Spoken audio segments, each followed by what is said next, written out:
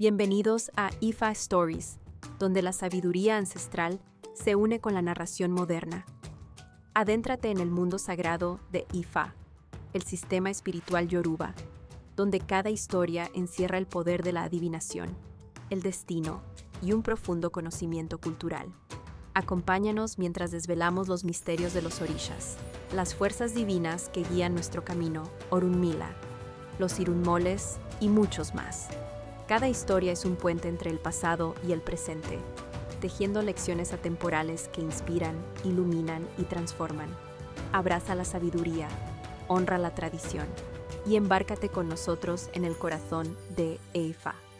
Suscríbete ahora y deja que las historias te guíen. Para explorar historias yoruba completas, enseñanzas de Ifa y sabiduría ancestral, visita nuestro sitio web www.ifastories.com. Da un paso en el camino sagrado para acceder a más recursos e información.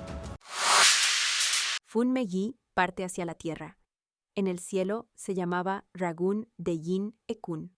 Mientras contemplaba su descenso a la tierra, se decía de él que era muy temperamental y áspero. Su ángel guardián le dijo que, si no hacía algo para suavizar su mal carácter, no le iría bien en la tierra. Entonces decidió buscar adivinación y fue a consultar a una adivina que no tenía extremidades. Su nombre era Ugbin Eenowo Eenose Ejo Kodu Kodu, lo cual significa: el caracol no tiene brazos ni piernas. La serpiente se mueve sobre su abdomen. Ella le aconsejó a Ragun de Yin Ekun que hiciera sacrificio con el fin de prosperar en la tierra, ya que estaba destinado a ser un hombre de muchas buenas cualidades, siempre y cuando pudiera controlar su temperamento. Le recomendó que sirviera a su Ifa con 16 caracoles, lo cual ablandaría y atenuaría su agresividad. También le aconsejó que sirviera a Esu con un chivo. Él realizó los sacrificios y recibió la aprobación de Olodumare, Dios, y de su ángel guardián antes de partir hacia la tierra.